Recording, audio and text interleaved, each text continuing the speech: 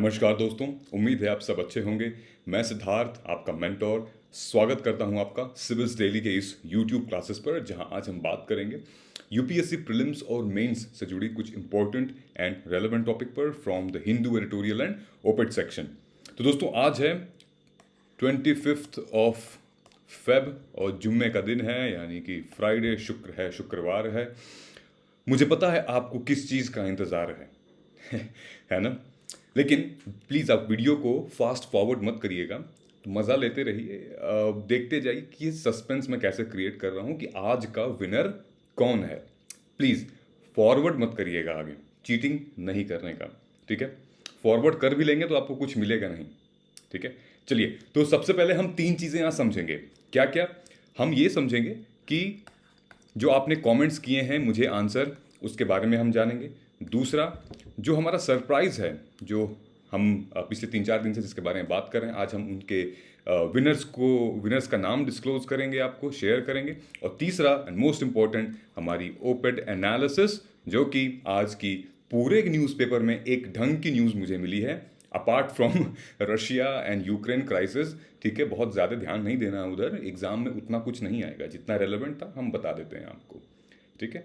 Third है हमारा क्या, ये new channel for India's food system, Bharat की खाद्य प्रणाली की व्यवस्था, सुरक्षा, जो भी आप कह लें, ठीक है।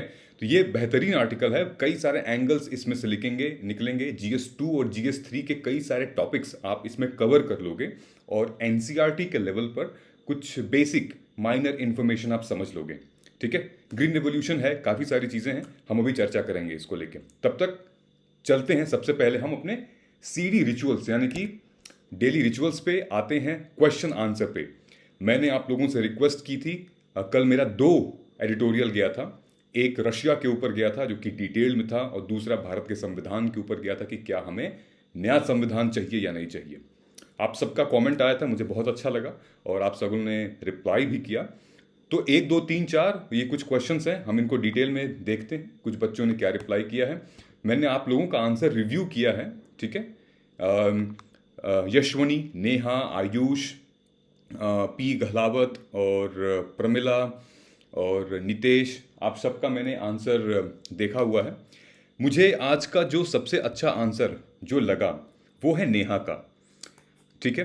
बेसिकली रशिया और यूक्रेन क्राइसिस से लेके कुछ इंपॉर्टेंट फैक्ट्स जो नेहा ने प्रेजेंट किए हैं, दैट इज़ फिनोमिनल। कुछ इंपॉर्टेंट पॉइंट्स जो कि आप सबको मेंशन करने चाहिए, ओके। सो नेहा, आपने कुछ पॉइंट्स जो कि बहुत अच्छे लिखे हैं, जो मैंने कल पढ़ाया भी था। सबसे पहला पॉइंट है एथनिक इन्फ्लुएंस, ठीक है। ये मुद्दा ही उठ के आता है रशिया वाला, एथनिक इन्फ्लुएंस से। So well done on this, and I have reviewed your answer. This is good. In case अगर ऐसा क्वेश्चन आता है बच्चे अगर एग्जाम में, सो 4 दोगे आप, +7 8 कहीं नहीं गया अगर वो 10 मार्कर है, ठीक है। और नॉर्ड टू पाइपलाइन से भी अच्छी, मतलब is like the basic thing which you should know about it, that is Nord Stream 2 pipeline which you have mentioned and which everybody has mentioned, ठीक है।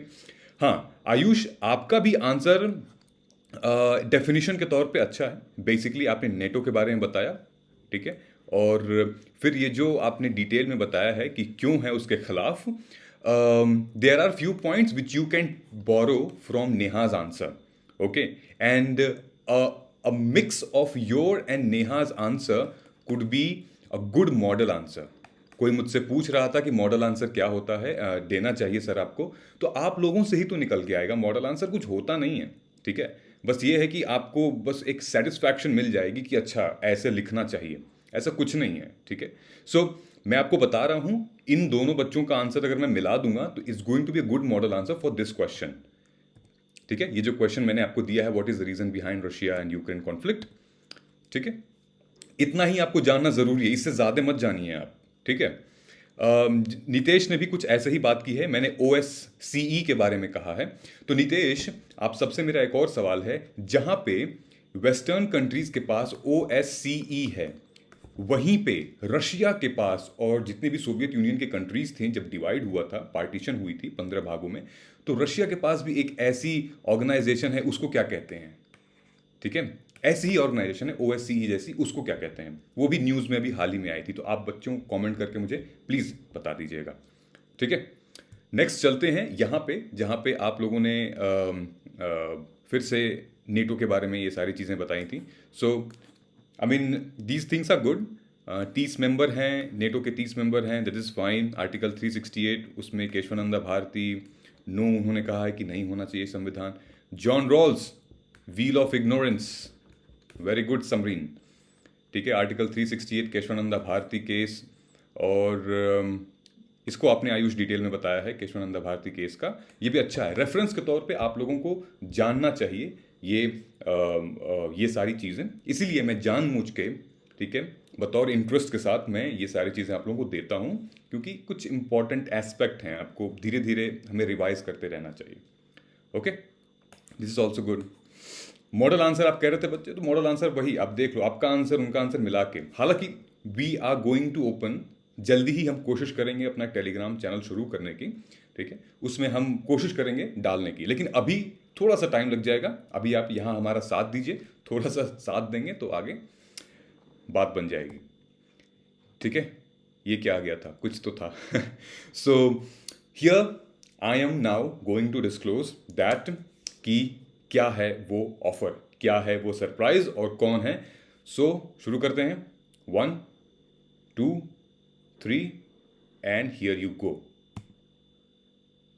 सो नितेश बच्चे, मेरे दोस्त, कॉन्ग्रेचुलेशंस. सो गाइज, आप सब नितेश को यहीं पे वीडियो पॉज करके कॉन्ग्रेचुलेट कर सकते हैं. और नितेश ने ये ऑफर, ये फ्लैट ऑफर जीता है, which is flat 20% discount civils daily के किसी भी कोर्स पे.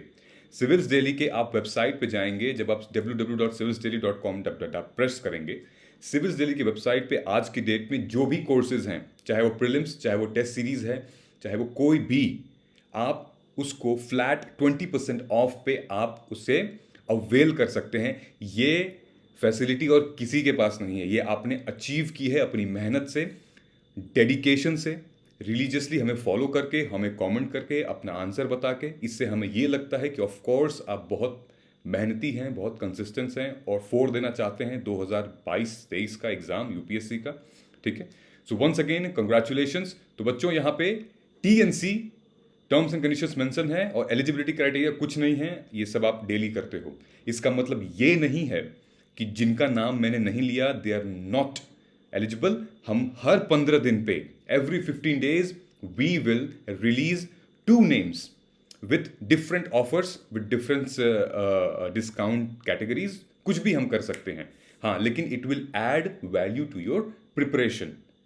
ठीक है, so once again Nitesh congratulations. और ये जो सेकंड है, आद्या मैम के जो करंट अफेयर है ना, उसमें हम डिकोड करेंगे इसको, उसमें वो बताएंगी, क्योंकि कुछ ऐसे बच्चे हैं जो उनके करंट अफेयर्स एनालिसिस को बहुत पसंद करते हैं और बहुत कमेंट करते हैं, बहुत टाइम से कमेंट करते हुए आए हैं. सो बने रहिएगा, आद्या मैम का सेशन देखिएगा, उसमें ये वाला नाम भी डिस्क्लोज होगा. And once again Nitesh congratulations buddy. Also आपको इस पे ईमेल करना है, पार्थ सर को आपको ईमेल करना है नितेश अपनी आईडी से, parth@civilsdaily.com. प्लीज़ आप इनको ईमेल करिए और आप बता सकते हैं, आप इसका स्क्रीनशॉट भी ले सकते हैं, उनको ईमेल कर दीजिए कि dear sir, I have availed and I have got this opportunity to avail this discount. ऐसे करके आप बता सकते हैं और वो समझ जाएंगे, मैंने उनको बता दिया है. ठीक है, सो वंस अगेन आप इस पे ईमेल करिएगा parth@civilsdaily.com. आपको वो पहचान जाएंगे और फिर वो सारी चीज़ें आप वहाँ से उनसे डिस्कस कर सकते हैं. ठीक है, तो चलिए वंस अगेन कंग्रेचुलेशंस. हम आगे बढ़ते हैं अब तीसरे अपने पॉइंट पे, जो कि है एनालिसिस. लेकिन वहाँ बढ़ने से पहले ये कोर्सेज हैं दोस्तों, आप चाहें तो इस पे भी नितेश आप अवेल कर सकते हैं डिस्काउंट. बाकी आपकी मर्जी है, आप देख सकते हैं हमारे वेबसाइट पे जाके कौन से आपको प्रोग्राम हैं जो कि which you think that you can now want to avail. Okay, so do not forget to press the bell icon guys. ये बेल आइकॉन प्रेस करना बहुत ज़रूरी है, क्योंकि आप नोटिफिकेशंस कभी कभार मोबाइल से मिस हो जाती है, लेकिन ये आप ज़रूर प्रेस करें बेल आइकॉन, ताकि अब आप जब स्वाइप करेंगे, यूट्यूब खोलेंगे ऐप, तो हमारी वीडियो, हमारी इन्फॉर्मेशन, हमारी जो भी एक्टिविटी है वो आपको दिखेगी. ठीक है, तो चलिए शुरू करते हैं हम आज का एडिटोरियल एंड ओपेड एनालिसिस. तो ये है दोस्तों, ploughing a new channel for India's food security. पूरे न्यूज़पेपर में सबसे बेहतरीन ये आर्टिकल दिखा। और ये क्यों आर्टिकल मैंने लिया, क्योंकि इसका बहुत ज़्यादा इम्पैक्ट है हमारे उसमें सिलेबस में। GS2 और GS3 से रिलेटेड बहुत कुछ कवर हो रहा है। वो कैसे कवर हो रहा है आप देखियो। Economy, science and tech, biodiversity, internal security, disaster management, government policies, बहुत सारी चीज़ें हैं इसमें, ठीक है। और इसलिए भी क्योंकि हमने यूपीएससी का ट्रेंड पिछले 2-3 सालों में देखा है कि एग्रीकल्चर से रिलेटेड, क्लाइमेट से रिलेटेड, सस्टेनेबल डेवलपमेंट से रिलेटेड क्वेश्चंस पे क्वेश्चंस पूछे जा रहे हैं, ना सिर्फ प्रीलिम्स में बल्कि मेंस में भी। तो इस वाले सेगमेंट को हमको समझना ज़रूरी है, और तब भी समझना ज़रूरी है जब इंडियन फॉरेस्ट सर्विसेज के एस्पिरेंट्स भी यूपीएससी का एग्ज़ाम सेम एग्ज़ाम होता है, तब खासकर प्रीलिम्स, तब हमें हमारी जिम्मेदारी और बढ़ जाती है इन चीज़ों को समझने की, क्योंकि उसमें वो लोग ऑफ कोर्स स्पेशलिस्ट होते हैं, तो क्वेश्चंस भी यूपीएससी में प्रीलिम्स में से फ्रेम होके आ सकते हैं। लेकिन हम एनसीईआरटी के लेवल पे समझेंगे क्या है ये टॉपिक, ठीक है। तो ये जो पूरा का पूरा आर्टिकल है वो ये बताता है कि हम डिकोड करते हैं नए रास्ते, न्यू चैनल हम डिकोड करेंगे भारत की खाद्य प्रणाली सुरक्षा को बढ़ाने में, इंडियाज फूड सिस्टम सिक्योरिटी को बढ़ाने में, ठीक है। वो क्या है, देखो, जैसे एग्रीकल्चर हम सबको पता है, Bharat is a mixed economy, और Bharat, India is an agrarian economy, ठीक है। बिना खेती बाड़ी के तो हमारा काम ही नहीं चल सकता। अभी भी 70% जो हमारे फूड प्रोडक्शन है वो खुद हम जनरेट करते हैं, खुद कल्टीवेट करते हैं, खाते हैं, ठीक है। और एम्प्लॉयमेंट भी, मतलब जो फार्मर्स हैं वो भी उसी कैटेगरी में आते हैं, उसी हिसाब से आते हैं। तो इस पूरे आर्टिकल का ये कहना है कि जब एग्रीकल्चर, जब आप फूड सिक्योरिटी के लिए, खाद्य व्यवस्था के लिए, लोगों के न्यूट्रिशन के लिए, लोगों के भरण पोषण के लिए जब आप एग्रीकल्चर यानी कि फार्मिंग कर रहे हैं, तो क्यों ना हम इसको एक नई दिशा दें, साइंटिफिक दिशा दें, सोसाइटल दिशा दें और पॉलिसी मेकिंग की दिशा दें, ठीक है। अगर साइंस, सोसाइटी और पॉलिसी, मतलब गवर्नमेंट पॉलिसीज, इन तीनों को अगर हम मिक्स कर दें और आपकी एग्रीकल्चर यानी कि फार्मिंग की जो फूड सिक्योरिटी है, और इन तीनों का एक जुगलबंदी अच्छे से हो जाए और इसको एक ही इंटरफेस में देखा जाए और अच्छे से रेगुलेट किया जाए, तो जल्द ही भारत फिर से एक नए रेवोल्यूशन की तरफ बढ़ सकता है, फूड रेवोल्यूशन की तरफ बढ़ सकता है, और एक बार फिर से दुनिया हमारी तारीफ करेगी, ठीक है। तो आइए समझते हैं इसके पूरे के पूरे आर्टिकल को। तो ये आर्टिकल कहता है, जब यूनाइटेड नेशन की फूड सिस्टम सबमिट हुई थी 2021 सितंबर में, उन्होंने ये बात पूरे वर्ल्ड लेवल पे की थी कि भाई हमें जो हमारी फूड सिस्टम है, फूड सिक्योरिटी है, उसको एक नई दिशा देनी पड़ेगी, नई डायरेक्शन देना पड़ेगा, एग्रो क्लाइमेट के हिसाब से हमें चलना पड़ेगा, ठीक है। हमें ऐसा फूड सिस्टम क्रिएट करना पड़ेगा कि जो कि सस्टेनेबल भी हो, ठीक है, जो कि क्लाइमेट को भी सपोर्ट करता हो और जो कि सिक्योरिटी को भी सपोर्ट करता हो, फेवर करता हो। जब हम सस्टेनेबल की बात करते हैं तो सस्टेनेबल मतलब क्या होता है? सस्टेनेबल मतलब कोई भी ऐसी चीज, कोई भी ऐसी प्रोडक्ट या बाई प्रोडक्ट आप यूज करें जिसका कोई हार्म ना हो नेचर पे, चाहे वो ऊपरी नेचर पे हार्म, चाहे वो जमीनी, चाहे वो सॉइल से रिलेटेड हो, चाहे वाटर से रिलेटेड हो, चाहे लैंड से हो, कोई भी हार्म ना हो, आप ऐसा प्रोडक्ट यूज़ करिए, आप ऐसी टेक्निक यूज़ करिए। इसीलिए सस्टेनेबल वर्ड का इतना ज़्यादा यूज़ हो रहा है, ठीक है। तो आइए हम आते हैं इस आर्टिकल पे। यूनाइटेड नेशन का जो 17वां सस्टेनेबल डेवलपमेंट गोल था, जो उनका वादा था, वो उसमें से एक था कि transforming food system by UN food system summit. 5 areas जो यूएन फूड सिस्टम सबमिट हुए थे, उसमें 5 एरियाज को उन्होंने जिक्र किया था। क्या किया था भाई? Nourish all people. नरिश बोले तो nourishment, essential nutrient to all people, boost nature based solution, sustainable development की बात हो गई यहां पे। Advance equitable livelihood. इक्विटेबल मतलब कि भाई, इक्विटेबल मतलब वो बिल्कुल इक्वालिटी दूसरी होती है और इक्विटी दूसरी होती है, ओके। सो जिसकी जैसी व्यवस्था उसको वैसा खाना, ठीक है, जिसकी जैसी व्यवस्था उसको वैसी सुविधा, उसको वैसा रिसोर्सेज, ठीक है। सो इक्विटेबल अप्रोच होना चाहिए, अमीर गरीब का भेदभाव नहीं होना चाहिए, ठीक है। Decent work and empowered community, ये पॉलिसी की बात आ गई, ठीक है। Build resilience to vulnerabilities, shocks, stress, accelerate the means of implementation. ये हमारी बात आ गई दोनों साइंस एंड पॉलिसी की, ठीक है। और ऊपर की जो 2-3 बात आ गई वो सोसाइटी की, ठीक है। तो ये 5 चीज पे यूएन फूड सिस्टम ज्यादा प्रेशर डाला था सितंबर के महीने में, ठीक है। और ये कहा था कि अगर ऐसा हम फॉलो करते हैं तो इंडिया के कॉन्टेक्स्ट में such a transformation will actually involve enhancing between, किसमें, जो सोसाइटी है हमारी, जो पॉलिसी है हमारी, जो हमारा फोकस है सस्टेनेबिलिटी का, जो हमारी रिसोर्स की एफिशिएंसी है, उनको ये पॉलिश करेगा, ठीक है। हालांकि ये वर्ल्ड लेवल पे बात की गई थी, लेकिन अगर ये चीज़ें इंडिया में इस्टेब्लिश हो जाएं तो जो हमारी खुद की, हमारी इंटरनल जो पॉलिसीज़ हैं, जैसे प्रधानमंत्री के कुछ योजनाएं हैं, जैसे नेशनल फूड सिक्योरिटी एक्ट है, ठीक है, जैसे इंटीग्रेटेड चाइल्ड डेवलपमेंट स्कीम है, इन सबों को एक नई पर मिल जाएगी, एक नया आज़ादी, एक नया डिमेंशन मिल जाएगा, बहुत हेल्प मिल जाएगी अगर ऐसे हम करते हैं तो, ठीक है। तो बात आ रही है यहाँ पे साइंस, सोसाइटी, पॉलिसी की, ठीक है।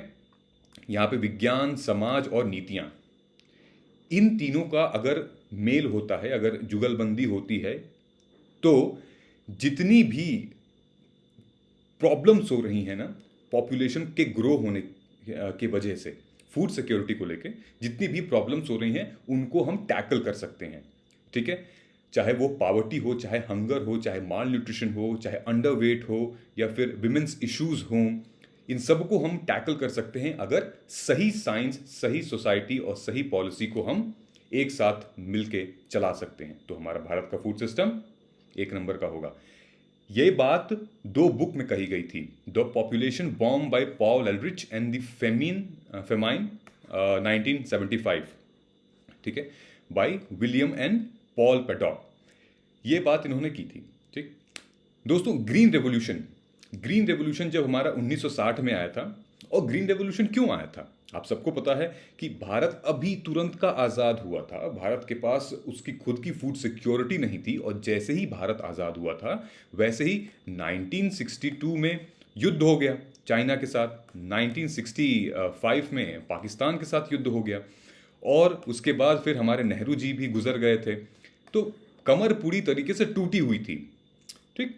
फूड सिक्योरिटी सिस्टम, और उससे पहले, इससे लगभग 20 साल पहले सेकेंड वर्ल्ड वॉर हुआ था, जहाँ पे चर्चिल साहब ने इतने सारे ढेर सारे बंगाल से सोल्जर्स मंगाए, फूड सिस्टम, खाने पीने का सब व्यवस्था इंग्लैंड भिजवा दिया। तो हमारी इकॉनमी, भारत की इकॉनमी पिछले 30 सालों से टूटी हुई थी, कमर एकदम बेंड थी। ये ज़रूरी था, ये बहुत इंपॉर्टेंट था कि एक रिवोल्यूशन आए, और ग्रीन रिवोल्यूशन, नॉर्मन बोरलॉग, जिनको पूरा का पूरा अहमियत दी जाती है ग्रीन रिवोल्यूशन के लिए, वो आए और उन्होंने स्टैब्लिश किया, ठीक है। लेकिन यहाँ आपको ध्यान देना है कि ग्रीन रिवोल्यूशन सिर्फ और सिर्फ टेक्नोलॉजी और डेवलपमेंट, मतलब कि हाई यील्डिंग वैरायटी, जिनको हम HYV भी कहते हैं, उसकी वजह से नहीं हुआ था, मतलब वो भी एक वजह थी। सिर्फ और सिर्फ टेक्नोलॉजी और हाई यील्डिंग वेराइटीज़ जैसे चावल और गेहूं, उनकी वजह से फूड सिक्योरिटी नहीं ज़्यादा हुई थी, अच्छी हुई थी, बल्कि जो हमारे पॉलिसीज़ थी उस टाइम पे, जो इंफ्रास्ट्रक्चर, इंस्टीट्यूशनल स्ट्रक्चर था, उसकी वजह से भी, जो एक स्ट्रक्चरल बिहेवियर था, उसकी वजह से भी ये सारी चीज़ें इंप्लीमेंट हुई, तब जाके ग्रीन रेवोल्यूशन एक सक्सेसफुल हुआ था, ठीक है। तो ये चीज़ आपको ध्यान रखनी चाहिए। इसीलिए जब मैं आगे आपसे क्वेश्चन पूछूंगा तो उसमें है lessons what India can learn from its past, from revolutions like green revolution, like golden revolution, आगे बात करेंगे हम, ठीक है। So basically it included vast agricultural research, technology transfer system eight national, regional, state and local level, ठीक है। ये बहुत सारी चीज़ें मिल के तब ग्रीन रेवोल्यूशन की सक्सेस हुई थी। सिर्फ टेक्नोलॉजी और चावल गेहूं के बोने से सिर्फ नहीं हुआ था, वो एक मेजर फैक्टर था, लेकिन बैकड्रॉप में ये सारी चीज़ें थी। दूसरी चीज़, ये आपको ध्यान रखनी चाहिए कि the training and visit system introduce इन 1970। दोस्तों ये वर्ल्ड बैंक ने इंट्रोड्यूस किया था training and visit system. Basically world bank ने ये कहा था कि जहाँ जहाँ पे फूड सिक्योरिटी की प्रॉब्लम हो रही है वहाँ वहाँ पे ट्रेनिंग एंड विजिट सिस्टम ले आया जाएगा। मतलब कि ट्रेनिंग किसकी? जो कल्टीवेटर्स हैं, जो फार्मर्स हैं, जो प्रोड्यूसर्स हैं, उनकी ट्रेनिंग होगी और बार बार जो स्टेक होल्डर्स हैं वो लोग जाके विजिट करेंगे, वो लोग जाके टीच करेंगे, एडुकेट करेंगे, समझाएंगे। ठीक है, ये बहुत ही अच्छा स्टेप था वर्ल्ड बैंक की तरफ से और बहुत सक्सेसफुल रहा, जिसकी वजह से ही आज इंडिया में और इंडिया से जुड़े कई सारे ऐसे देशों में फूड सिक्योरिटी सिस्टम अच्छे से स्टैब्लिश है। ठीक है, लेकिन आप मुझे बताएंगे कि ऐसा क्या हुआ कि वर्ल्ड बैंक की इतनी बढ़िया फैसिलिटी ट्रेनिंग एंड विजिट, ये वाली वर्ल्ड बैंक की इतनी अच्छी फैसिलिटी कमज़ोर पड़ गई। TNV क्यों रोक दिया गया, इसको क्यों ख़त्म कर दिया गया? क्या रीज़न थे ट्रेनिंग एंड विजिट जो सिस्टम था इनको रोकने के लिए? ठीक है, ये आप समझ लीजिएगा, मैंने आगे क्वेश्चन दिया है। अब आते हैं हम हमारे ओके। तो दोस्तों अगर हम फूड सिक्योरिटी की बात कर रहे हैं तो कहीं ना कहीं यहाँ पे जो डेटा जो आर्टिकल में पब्लिश हुआ है वो बात कर रहा है किसकी? वो बात कर रहा है कि भाई सारी चीज़ें तो ठीक हैं, लेकिन जो नेशनल फैमिली हेल्थ सर्वे है जो अभी हमारा आया है 5वां, ठीक है, उसमें ये बात सामने नज़र आई है कि भाई विमेंस और मेंस अभी भी कहीं ना कहीं माल न्यूट्रिशन के शिकार हैं। 18.7% of women, 16.2% of men, they are unable to access food to meet nutritional need. ठीक है, and 32% of children of below 5 year वो अंडरवेट हैं। अब यहाँ मैं आपको ये बता देता हूँ और ये समझ लेनी चाहिए आपको। यहाँ बात लिखी हुई है माक्रो सेंस। ठीक है, माक्रो सेंस की बात जब हम कर रहे हैं तो मतलब क्या होता है? Although India is now self-sufficient in food grains production in macro sense, दो पार्ट्स में यहाँ डिवाइड होता है, एक माक्रो है, एक माइक्रो है। माक्रो मतलब दोस्तों जितनी भी मेजर प्रोडक्शंस होती हैं, ठीक है, जैसे कि चावल की, गेहूं की, हैवी मतलब प्रोडक्शंस होती हैं, ठीक है, इसमें भारत जो है वो सक्षम है। ठीक है, ऑयल वगैरह मतलब तेल वगैरह हो गया, इसमें भारत सक्षम है, भारत के पास बहुत ज़्यादा ग्रेन्स हैं। लेकिन जो माइक्रो न्यूट्रिएंट्स हैं जो सब्जियों से आते हैं, जो फलों से आते हैं, जो स्पेशल क्रॉप से आते हैं जिनमें विटामिन्स मिनरल्स पाए जाते हैं, उसमें कमी है भारत को प्रोड्यूस करने में। वो भारत प्रोड्यूस नहीं कर पा रहा है, बहुत कम मात्रा में प्रोड्यूस कर पा रहा है। तो दोस्तों जैसा कि मैंने आपको बताया था, आपने मेरी वीडियो भी देखी होगी, मैं खुद एक डाइटिशियन हूँ, और जब हम माक्रो और माइक्रो न्यूट्रिएंट्स को डिवाइड करेंगे ना, तो माक्रो न्यूट्रिएंट्स में वो न्यूट्रिएंट्स आते हैं जो आपको एनर्जी दें, जो इंस्टेंट एनर्जी दें, जो ऊर्जा दें आपको। वो कौन कौन से होते हैं? वही कार्बोहाइड्रेट्स, फैट्स, एनर्जी वगैरह, ये सारी चीज़ें होती हैं। जैसे कि आप फिश खा लिए, जैसे आप चावल, गेहूं, आटा, दाल, चावल, ये सब आप खा लिए, एग खा लिए, ये सब आपको इंस्टेंट एनर्जी देगी और हाँ कुछ एसेंशियल न्यूट्रिएंट देगी। ये माक्रो हो गए। लेकिन माइक्रो की बात हम करेंगे तो फिर ये उन सब्जियों से आएगी जिसमें पीज हो गए, ठीक है, जिसमें मिलेट्स हो गए, जिसमें डिफरेंट फ्रूट्स हो गए। ठीक है, ये ऐसे क्रॉप्स हैं जो कि vitamin A, B, C, minerals, zinc, ये सारी आपको चीज़ें आपके बॉडी में जाएंगी तो फिर आपकी डेवलपमेंट होगी, आपकी ग्रोथ होगी, स्टंटिंग नहीं होगा बच्चों में, अंडरवेट नहीं रहेंगे, कुपोषण के शिकार नहीं रहेंगे। समझ में आई बात? तो ये डिफरेंस है। तो माक्रो में भारत आगे है, उसके पास है फूड सिक्योरिटी, माइक्रो में नहीं, और यही ज़रूरत है। ठीक है, हमारे पास जो है उस पर तो हम फोकस करेंगे ही, जो नहीं है, जो बिल्कुल ही नहीं है, उसको हम ज़रा सा तो ऊपर करेंगे, थोड़ा सा उस पर काम करेंगे। ठीक है, रिसेंटली आप लोगों ने देखा ग्लोबल हंगर इंडेक्स में भारत 116वें में से 101 पावदान पे पहुंचा है, जहां पे 2016 में 97 पे था, 2008 में इतने पे था, इतने पे था। तो 76 से 92 से लेकर और आज तक के बीच में काफ़ी मतलब ऑफ कोर्स डेवलपमेंट हुई है। लेकिन आपको ये जानना चाहिए कि जो कंसर्न है पावर्टी को लेके, मॉल न्यूट्रिशन को लेके, वो ये है कि भाई हमें आज के टाइम पे सेकंड ग्रीन रिवॉल्यूशन चाहिए। आप चाहे उसको कोई भी नाम दे दें, क्योंकि आज के टाइम पे जब आप ये न्यूज़ देख रहे हो कि अभी भी स्टंटिंग है, अभी भी बच्चे अंडरवेट हैं, महिलाओं को अच्छा न्यूट्रिशन नहीं मिल रहा है, मर्दों को नहीं मिल रहा है न्यूट्रिशन, तो अब ज़रूरत है एक और नॉर्मन बोरलॉग के पैदा होने की, ज़रूरत है ग्रीन रेवोल्यूशन फिर से आए, क्योंकि एक तरफ ये चैलेंज आ रहा है कि हमारी न्यूट्रिशन सिक्योरिटी को पे हमला हो रहा है, और दूसरी तरफ चैलेंज आ रहा है हमारा जो लैंड की प्रोडक्टिविटी है वो डिक्लाइन हो रही है, चाहे वो क्लाइमेट की वजह से, चाहे वो नेचुरल हम ऐसे कुछ फर्टिलाइजर्स यूज़ कर रहे हैं उसकी वजह से। ठीक है, तो ये एक तरीके से लाइक दो धारी तलवार भी हो गई कि हम ज़मीन खराब है, ज़मीन उपजाऊ नहीं है, प्रोडक्टिव नहीं है ज़मीन, और उस पर हम माइक्रो न्यूट्रिएंट्स वाले क्रॉप उगो भी रहे हैं, मतलब ग्रो भी कर रहे हैं, लेकिन वो फ़ायदा नहीं हो रहा उसका, वो ख़राब हो जा रहा है। तो ये चीज़ें हमें ऑब्जर्व करनी पड़ेंगी। आइए देखते हैं यहाँ need for transition. So need for transition में हम जब बात करेंगे तो क्या बात आएगी, सोसाइटी की, क्या बात आएगी साइंस की, और क्या बात आएगी पॉलिसी की। नीड फॉर ट्रांजिशन में ये कहा है, ये एक टर्म मुझे मिला था साइलर्ड, आप रेफर कर सकते हैं, इसका मतलब होता है अ सिस्टम और process which is isolated from others. ठीक है, एक ऐसा व्यवस्था जो कि दूसरों से थोड़ा सा अलग है, एक ऐसी अप्रोच हमारे एग्रीकल्चर सिस्टम को फूड सिक्योरिटी के लिए ले आनी चाहिए जो कि सस्टेनेबल हो, जो कि बेटर न्यूट्रिशन दें, और जो कि जितने भी उसमें लोग इन्वॉल्व हैं, ठीक है, चाहे वो फूड प्रोडक्शन के एग्रीगेटर हो गए, चाहे वो डिस्ट्रीब्यूटर हो गए, चाहे कोई भी जो सामाजिक आर्थिक लेवल पे उसको कंज्यूम कर रहा है, उसको फ़ायदा हो। ठीक है, ऐसा एग्रीकल्चर सिस्टम हमें इंट्रोड्यूस करना पड़ेगा, ऐसी फूड सिस्टम हमें इंट्रोड्यूस करना पड़ेगा कि एक एक स्टेक होल्डर को फ़ायदा हो, और तभी भारत ग्रो करेगा, तभी एक नया अमूल पैदा होगा, तभी ये एक नई ग्रीन रेवोल्यूशन की शुरुआत होगी। ठीक है, यहाँ रेफर टू न्यूज़ आर्टिकल बोला है, आइए देखते हैं यहाँ पे क्या है रेफर टू न्यूज़ आर्टिकल में। बेसिकली इसमें यह कहा गया है रेफर टू न्यूज़ आर्टिकल में कि एक इम्पॉर्टेंट टेक अवे है कहाँ से, ग्रीन रेवोल्यूशन के एरा से, is that science to be relevant to societal outcome. ठीक है, साइंस को रेलेवेंस होना पड़ेगा जो भी समाज का आउटकम है। ठीक है, it has to be planned and executed within the theory of change. तो हम ये सब इस्टेब्लिश करना पड़ेगा। ठीक है, आपको याद है मुल्थूसियन थ्योरी, ठीक है, थॉमस मुल्थूसियन इकोनॉमिस्ट थे, उनकी एक थियरी थी, आपको अगर पता होगा, मैंने डिस्कस भी किया है, वो कमेंट करके बताइएगा क्या थी मुल्थूसियन थ्योरी।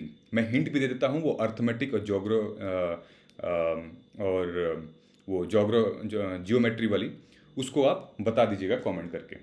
ठीक है, तो यहाँ पे ये यही कह रहा है कि जो नीड ऑफ द आवर, अभी किस चीज़ की ज़रूरत है, हमें अभी एक ऐसी थियरी की ज़रूरत है कि जो लैंड है हमारे देश का, ठीक है, वो सोशल और साइंटिफिक डायमेंशन को सपोर्ट करें, जहाँ पे पॉलिसी और इंसेंटिवाइजेशन हो। ठीक है, इन सबों का पूरा मिश्रण हो, ताकि हम सस्टेनेबिलिटी, रेजिलियंट और एक फूड सिक्योरिटी कल्चर को इस्टेब्लिश कर सकें। ठीक है, 3 पिलर की बात की गई है। अगर हम थियरी की बात करेंगे तो 3 पिलर की बात की गई है। वो 3 पिलर कौन से हैं, 3 प्रिंसिपल कौन से हैं? Sustainability, resource efficiency and circularity could correct the limitation of unintended consequences of green revolution.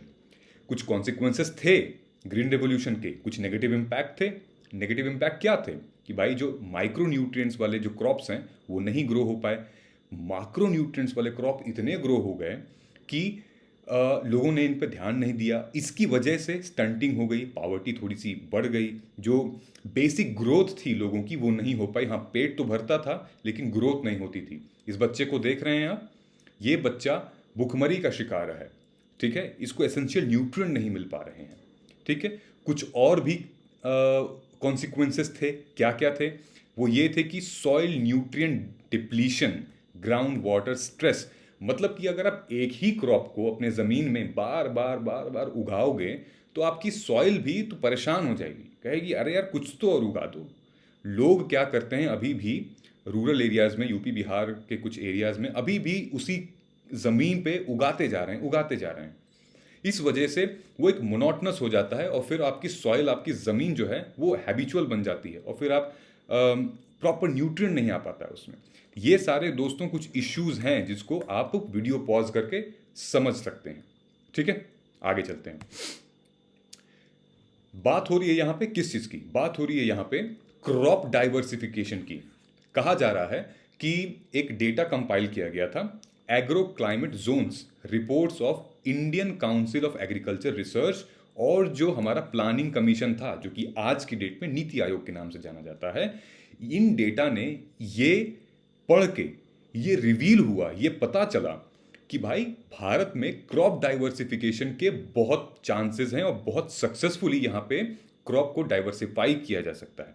अब ये जो टॉपिक है वो हमारे एनसीईआरटी का है, क्लास 10th के एनसीईआरटी का है कि भाई क्रॉप डाइवर्सिफिकेशन क्या होता है। ठीक है, बेसिकली क्रॉप डाइवर्सिफिकेशन सिंपल भाषा में आप ये समझ लीजिए कि उस जमीन पे, आपकी इस जमीन पे अगर आप गेहूं चावल ये कुछ उगा रहे थे, ग्रो कर रहे थे, तो आप अपने ग्रो करने के पैटर्न को बदल रहे हो। क्या पता आप यहाँ पे खोल सकते हो, पोल्ट्री खोल सकते हो, आप यहाँ पे फिशरी का कुछ खोल सकते हो, आप कुछ भी ऐसा नॉन एग्रीकल्चर वाली चीज़ें खोल सकते हो ताकि आपकी जो ज़मीन है वो एक डिफरेंट इन्वायरमेंट उसको मिले और थोड़ी सी फर्टाइल हो सके। आप यहाँ पे क्रॉप डाइवर्सिफिकेशन का मतलब ये भी है कि आप यहाँ पे मिक्स्ड फार्मिंग भी कर सकते हो। आप यहाँ पे कई सारे बार बार आप चेंज कर सकते हो अपने जो भी आपको ग्रो करना है। ठीक है, और ये डिपेंड करता है कहाँ पे? ये डिपेंड करता है उस सॉइल पे, ये डिपेंड करता है उस क्लाइमेट पे, और जो भी आपके यहाँ पानी, मतलब जो रिजर्वायर होगा, पानी होगा, उस पे ये टोटली डिपेंड करता है। ये हमें समझना पड़ेगा। तो क्रॉप डाइवर्सिफिकेशन का दोस्तों बहुत बड़ा एग्जाम्पल है और ये सक्सेसफुली इम्प्लीमेंट हुआ है स्विट्जरलैंड में, फिनलैंड में, बोलीविया में, बहुत सारे ऐसे कंट्रीज में क्रॉप डाइवर्सिफिकेशन के बहुत सारे एग्जांपल्स हैं। इससे रिलेटेड मैंने आपसे क्वेश्चन पूछा है, आप मुझे कमेंट करके बताइएगा। ठीक है, कमेंट करके क्या बताइएगा, मैं आपको क्वेश्चन दिखा देता हूँ। देखिए ये सारे क्वेश्चंस हैं। What are the main reasons of world bank training visit system failed? क्या था? What's the difference between horizontal and vertical diversification? Golden revolution क्या है? ग्रीन रेवोल्यूशन तो हमने समझा था, गोल्डन रेवोल्यूशन क्या है? ठीक है, ये कमेंट करके आप बताइएगा। अभी पहुंचते हैं हम यहाँ तक। ठीक है, तो ये एक मुद्दा देखा गया क्रॉप डाइवर्सिफिकेशन का, ये जरूरी है। अगर दोस्तों क्रॉप डाइवर्सिफिकेशन, आप ये लगा लो कि एक किसान है, अगर उसको हम थोड़ी सी जानकारी दे दें, थोड़ी सी उसको बता दें कि भाई मतलब साइंटिफिक वे में, और ये ऐसे होगा, आप ऐसे उगाइए उसको। ठीक है, फिर समाज भी, मतलब जो सोसाइटी है वो भी उसको सपोर्ट करें। ठीक है, आसपास के लोग उसको सपोर्ट करें, उसके थियरी को सपोर्ट करें, तो एक उसको एम्पावरमेंट मिलेगी। और वो एम्पावरमेंट में अगर पॉलिसी सपोर्ट कर दे, कोई गवर्नमेंट सब्सिडी दे दे, कोई नीति निर्माण कर दे, तो सोने पे सुहागा, तो मज़ा आ जाएगा उसको। इसीलिए इस पूरे आर्टिकल का नाम है सोसाइटी, साइंस एंड पॉलिसी। ठीक है, सो देयरफॉर बात यहाँ ये हो रही है कि the livelihood of more than half of India's working population is linked with agriculture and allied activities. ठीक है, इसलिए ये जो सेक्टर है वो डायरेक्ट इन्फ्लुएंस करता है आदमी की हेल्थ को, उसके न्यूट्रिशनल स्टेटस को, डिपेंडेंट कम्युनिटीज को। ठीक है, ये क्यों मामला निकल के आया है, ऑर्गेनिक वाला मामला इतना क्यों निकल के आया है? इसलिए क्योंकि इसकी जो कल्टीवेशन होती है, इसकी जो क्रॉप जो लोग उगाते हैं, फार्मिंग होती है, वो अलग होती है आम पैटर्न से। इसलिए ऑर्गेनिक आजकल मार्केट में इतना चल रहा है और लोग इसे महंगे दामों में बेच रहे हैं। ठीक है, देयरफॉर अगर इंडिया डिपेंड है, फूड एग्रेरियन इकोनॉमी है, अगर डिपेंड है, बहुत सारी हमारी हेल्थ, न्यूट्रिशनल स्टेटस, बहुत सारे जो हमारे पूरे के पूरे समाज है वो डिपेंड करता है एग्रीकल्चर और उनके एलाइड एक्टिविटीज से, तो क्यों ना हम फार्मर्स के लिए कुछ करें? तभी तो हमारा एमएसपी वाली चीज़ निकल के आती है, तभी तो एसेंशियल कमोडिटीज एक्ट निकल के आता है, और तभी तो एमएसपी को लीगलाइज करने की बात की जा रही है।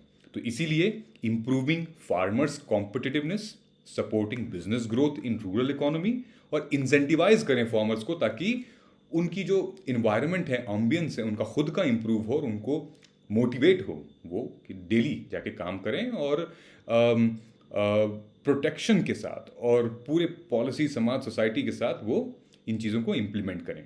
ठीक है, it is assumed that meticulous review of agro climate zone could make small holders farming a profitable business, जो कि agriculture efficiency, socionomic economic development होगा, सस्टेनेबिलिटी होगा।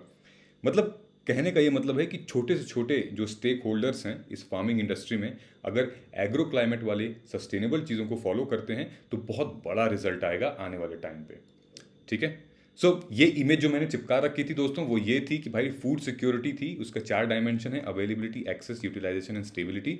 बेसिकली हमारा जो SDG गोल 2 था उसके टारगेट हम मीट नहीं कर पाए 2000, मतलब अभी कोविड-19 की वजह से। वो टारगेट मैंने यहाँ मेंशन किया हुआ है, आप इसको देख लीजिएगा। ठीक है, अब ये यहाँ बात आ रही है कीपिंग पॉलिसी इन माइंड। अब मतलब कि अब पॉलिसी कौन बनाता है? पॉलिसी नीति आयोग बना सकता है, हमारी सरकार बनाती है, ये सब पॉलिसी बनाती है। और अब जो बात आ रही है फाइनल स्टेज है पॉलिसी का। ठीक है, कि भाई आप ऐसी नीति बनाइए, आप ऐसी सब्सिडी बना सकते हैं, क्रिएट करिए, ताकि फाइनली जब हमारी समाज रेडी हो जाए, हमारा साइंस रेडी हो जाए एग्रीकल्चर को सपोर्ट करने के लिए और एक नया रिवोल्यूशन लाने के लिए, तो फिर आपकी जो पॉलिसी है, जो फंड्स आएंगे, जो उसके लिए डेवलपमेंट इंफ्रास्ट्रक्चर वगैरह आएगा, वो आप मुहैया करा सकें, वो आप दे सकें। तो फिर तीनों की तीनों कड़ियाँ मिल जाएंगी और गाड़ी आगे बढ़ जाएगी। इसके लिए क्या चाहिए? इसके लिए भैया जो MSME हैं उनको बढ़ावा देना पड़ेगा, माइक्रो स्मॉल मीडियम एंटरप्राइजेस। इससे रिलेटेड हमने वीडियो बनाया था, उसको भी आप देखिएगा, या फिर आपको पता भी होगा कि MSME से कैसे हम इतना कर सकते हैं, प्रोड्यूस कर सकते हैं, एक वैल्यू चेन बन सकती है। ठीक है, जितने भी इंस्टीट्यूशंस हैं जो कि प्रोड्यूसिंग मामले हैं उनको आना चाहिए सामने। एग्रीप्रेन्योर्स, जैसे एंटरप्रेन्योर्स होते हैं वे एग्रीप्रेन्योर्स। ठीक है, जो लोग भी इस इंडस्ट्री में कुछ नया करना चाहते हैं, फार्मिंग इंडस्ट्री में, एग्रीकल्चर इंडस्ट्री में, फूड इंडस्ट्री में, उनको सरकार कुछ सब्सिडी दे, उनको सरकार कुछ ऐसी बेनिफिट्स दे ताकि वो आगे बढ़ सकते हैं। ऐसी कौन सी ऐसी स्कीम है दोस्तों जो कि अगर लोग चाहें फूड एग्रीकल्चर या फिर फार्मिंग इंडस्ट्री में अगर वो आना चाहें, सेक्टर में आना चाहें, तो ऐसी सरकार की कौन सी ऐसी नीति है, स्कीम है जिसको वो अवेल कर सकते हैं, जिसको वो सब्सिडी के रूप में इस्तेमाल कर सकते हैं? आप कमेंट करके बताइएगा। ठीक है, बेसिकली कहा गया है कि जो मिनिस्ट्री ऑफ एग्रीकल्चर है उसको, उसके तहत ये आना पड़ेगा। 2012 की नेशनल पॉलिसी गाइडलाइन भी थी, और जो हमारा नेशनल रिसोर्स एफिशिएंसी है 2019 में आया था, जो हमारा national ministry of environment, forest and climate change ने पब्लिश किया था, उसके तहत ये सारी चीज़ें आनी चाहिए। Therefore it will encourage N efficient circular economy for production, processing, storage techniques of food products through renewable solution and reduction supply of। तो सप्लाई चेन, लॉजिस्टिक्स बहुत बड़ा एंगल है इसमें। ठीक है, लॉजिस्टिक्स का एंगल फूड सप्लाई चेन में बहुत बड़ा है। रिटेल इंडस्ट्री में लॉजिस्टिक्स का, जब तो सरकार को लॉजिस्टिक्स के मामले में भी बहुत हेल्प करनी चाहिए, क्योंकि हमें सबने देखा कि हमारा भारत का लॉजिस्टिक सिस्टम बहुत गड़बड़ है। कोविड-19 में सब समझ में आ गया था। ठीक है, तो ये ज़रूरी है ऐसे सप्लाई चेन जिसमें मिनरल, वाटर और एनर्जी की इनपुट्स मिलें। ठीक है, सो देयरफॉर दोस्तों ये क्लियरली प्रूव हो गया है कि साइंस, सोसाइटी और policy, they have lot to gain from effective interface encompassing the range of actors and institution in food value chain। ठीक है, जितने भी एक्टर्स हैं, जितने भी इंस्टीट्यूशंस हैं, जितने भी, मतलब ये सारे लोग अगर एक साथ एक होलिस्टिक अप्रोच लेके चलें, तो फिर हम इस साइंस, सोसाइटी और पॉलिसी वाले अप्रोच को अपना सकते हैं, एक नई पॉलिसी डिज़ाइन कर सकते हैं, एक नए तरीके का मैनेजमेंट क्रिएट कर सकते हैं, पूरे के पूरे बिहेवियर को चेंज कर सकते हैं, और फिर हमारा एक नया चैनल स्टैब्लिश होगा ताकि हमारा भारत का food system one of the world's best food system हो जाए, जहाँ पे फिर से लोग तारीफ़ें करें, फिर से जाने हम लोगों को। ये कुछ एग्जाम्पल्स हैं क्रॉप कल्टीवेशन के, आप देखिएगा, काफ़ी सक्सेसफुल हैं, काफ़ी सक्सेस स्टोरीज हैं। ठीक है, सो ये क्वेश्चंस हैं, प्लीज़ आप वीडियो पॉज करिए, देखिए, समझ में आए तो कमेंट करके बताइएगा मुझे। ये NCERT के क्लास 10th के क्वेश्चंस हैं दोस्तों। ठीक है, कमेंट करके बताइएगा मुझे। और ये मेंस का क्वेश्चन है, ये GS3 का एक इम्पॉर्टेंट एस्पेक्ट है, आ सकता है, तो आप वीडियो पॉज करिए, बहुत ज़्यादा नहीं, मुझे फ्रेमवर्क बता दीजिए, आप क्या लिखने वाले हैं ये बता दीजिए। ठीक है, चलिए, उम्मीद करता हूँ कि आज का एनालिसिस आपको समझ में आया होगा। हम मिलते हैं अब मंडे को, क्योंकि कल परसों हमारे कुछ नॉन एकेडमिक कंटेंट्स आएंगे WHY वाले, उसको आप ज़रूर देखिएगा। हम मिलते हैं मंडे को। आप अपने क्वेश्चंस कमेंट करके, अपने आंसर्स कमेंट करके बताइए। तब तक हम मिलते हैं कल के एनालिसिस में। और वंस अगेन नितेश, बड़ी कंग्रेचुलेशंस।